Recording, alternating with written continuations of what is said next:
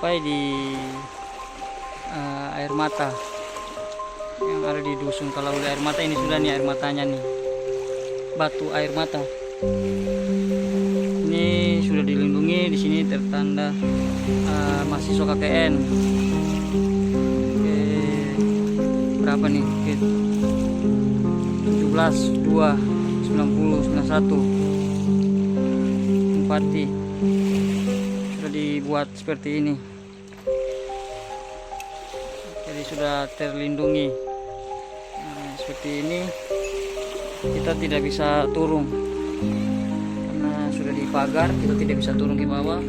Lumayan tingginya juga nih, setinggi orang dewasa nih, tidak ada tangga-tangga ke bawah. Tuh airnya tuh bisa lihat, pantulan cerminnya juga mantap tuh. Tuh airnya seperti itu. Ini seperti gua ya.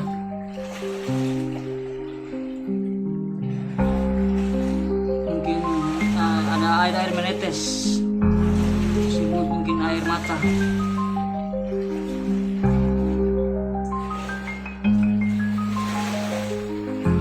Menetes dari batu, kita bisa lihat.